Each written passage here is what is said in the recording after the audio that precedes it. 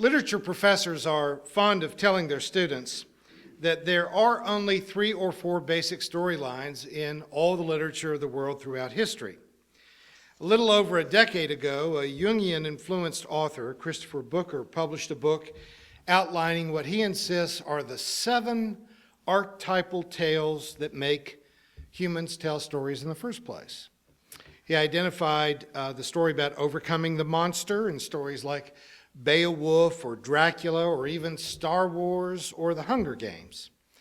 Rags to riches, as in Cinderella or Jane Eyre or The Prince and the Pauper. The quest, as seen in the Iliad, the Lord of the Rings, and even Indiana Jones movies. There is the voyage and return you see in the Odyssey or Alice in Wonderland or even The Hobbit, Gulliver's Travels. And of course, there's comedy and tragedy, which were the only 2 kinds of stories originally used to differentiate Shakespeare's plays. But finally, Booker identifies tales of rebirth, such as we see in the Scrooge character of A Christmas Carol, or in Beauty and the Beast, or even in Despicable Me. I'd like to suggest, though, an 8th category that I think deserves to stand on its own, and that is the story of betrayal. I've long believed that the Passion story itself, the story of how Jesus was betrayed and murdered, is an archetypal story. Now, it won't come as a surprise to any of you, but I'll apologize in advance to members of our internet audience for whom this might seem to be a bit shocking. But we have no way of knowing how much, if any, of the Passion narrative is actually historical. Mark originated the account of the triumphal entry, the Last Supper, the arrest, the betrayal in the Garden of Gethsemane, the trial, and the execution. Matthew, Luke, and John simply take Mark's story and they add their own color and perspective and they reorder it, but they never challenge the core narrative as Mark wrote it. None of them, of course, were eyewitnesses, so Mark gets to sort of lay down the tracks. But when you turn to the first writer in the Jesus movement, the self-appointed Apostle Paul, Paul doesn't mention Judas, nor does he seem to know anything about one of the 12 elect having ever turned on Jesus. In fact, some 20 years after the fact, when Paul writes about the events around the death of Jesus and then his own going to Jerusalem, he says that he met with the 12. Paul doesn't know anything about a Judas character who killed himself. And you really can't take the Matthias story in Acts as being historical. That was sort of a cleanup act on the part of Luke to add a 12th apostle. It appears that Mark was creating a narrative that captures an archetypal story that really lives in all of us. The experience of having been betrayed by a trusted friend. And if you can't feel the power of that image, maybe you should look in a mirror, because you might be the one doing the betraying. If you can honestly say that you don't know existentially what it feels like to be betrayed by someone you trust. The name Judas is a derivative of the name Judah. That is, Judas is created as a literary character in Mark's narrative to represent all of the Jewish people, all of Jesus' tribe, all of his family, his closest friends. It was not a single individual who betrayed Jesus in this literary representation. It was everyone to a greater or lesser degree. His tribe, his family, his people, his disciples, his friend, people that he had healed, people that he had saved from persecution, isolation, the people from whom he had removed the stigma of being a prostitute, a leper, a foreigner, an outcast. They all disappointed him. And somehow, closest to him, someone betrayed him. I took the familiar story of the soliloquy of Mark Antony in Shakespeare's Julius Caesar as another illustration of a passion narrative. Basically, it's the same kind of thing that we say about Jesus in a story of betrayal.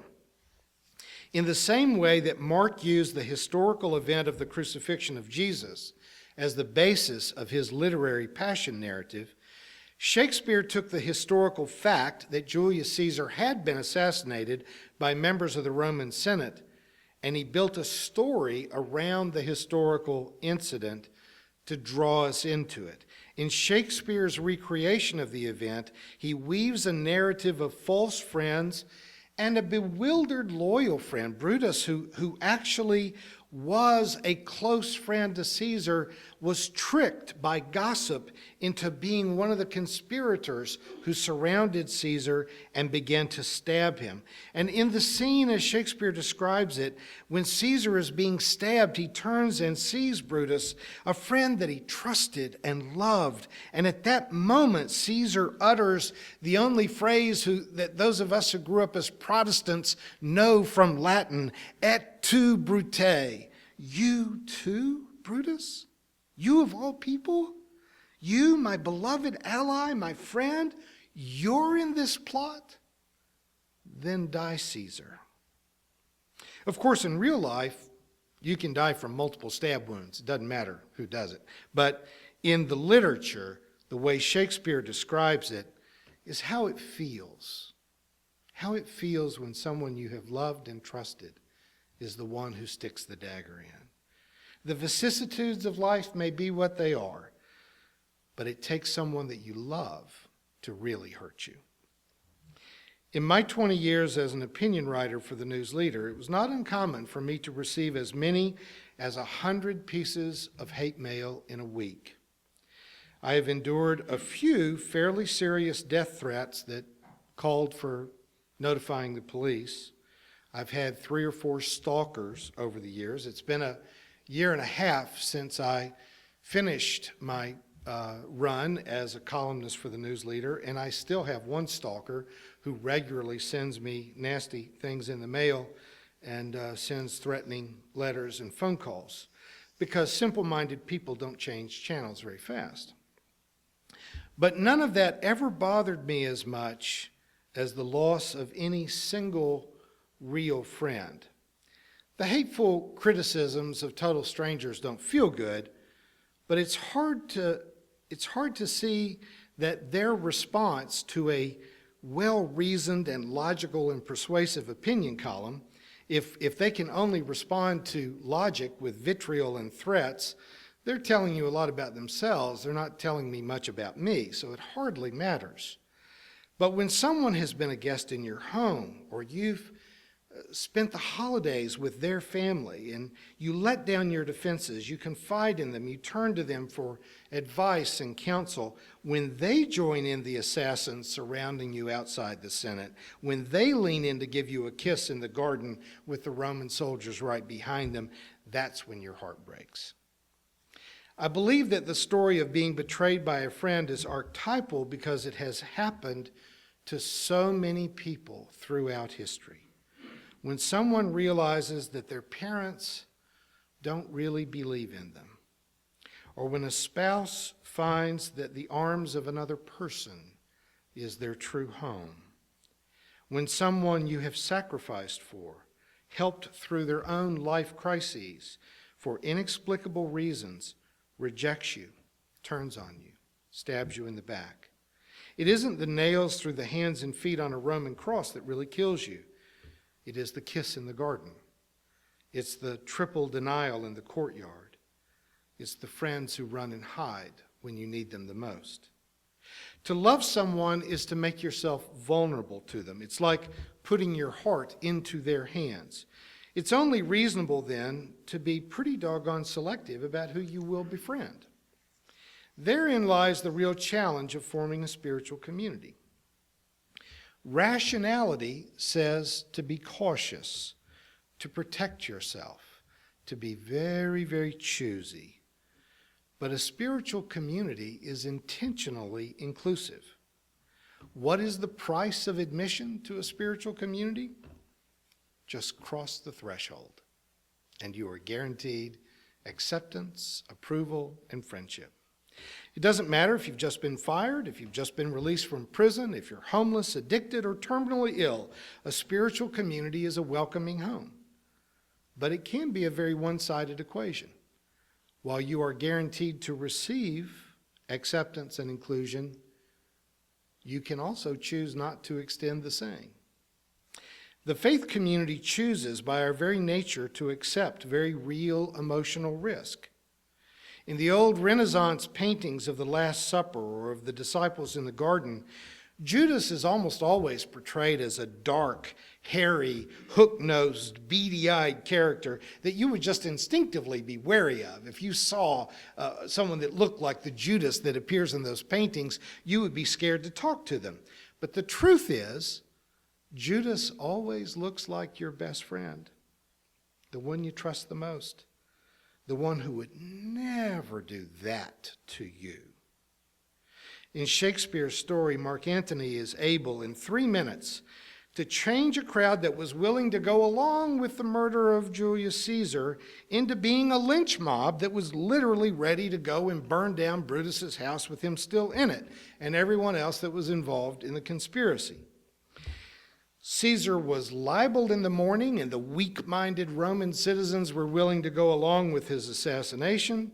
His assassins were libeled in the afternoon, and the mob turned against them and murdered them. The disposable nature of relationships and our vulnerability to being swayed by gossip has left the beauty parlor and the barber shop.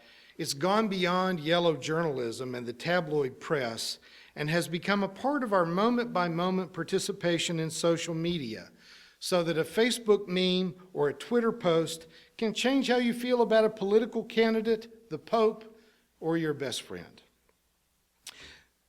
What I would like to suggest in the most emphatic way possible is that recognizing the power of the archetypal story of betrayal, that it is incumbent upon each of us to honor love relationships, to respect friendship, and to choose with all of your might to never play the role of Brutus, to never be the Judas character in someone else's life.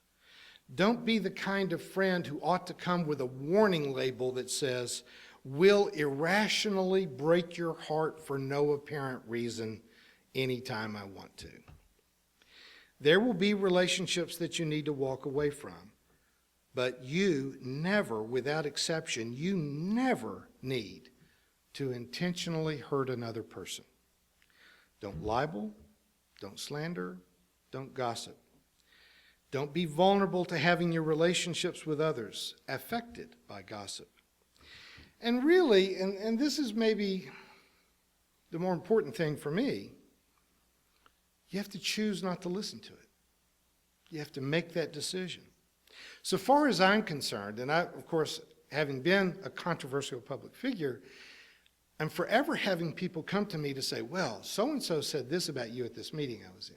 And I always want to say, don't tell me what they said.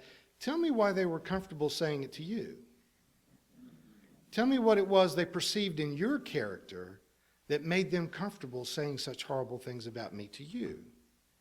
We want to have the moral authority to address the climate crisis, to confront our government about torture of prisoners, about our government's drone policy. We want to be able to make a public case for sane gun laws.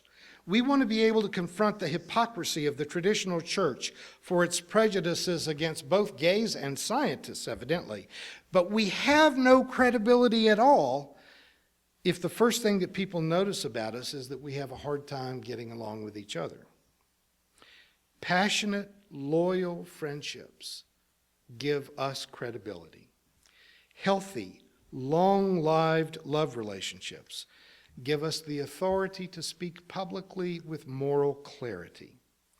Now, liberals tend to be a bit too impressed with themselves and to give themselves license to dismiss others out of cynicism and hypercritical standards that are self-defeating on the face of them. But as St. John of the Cross said, we either pass the love test or we fail entirely. So I encourage you to study for the test and practice so that you can pass.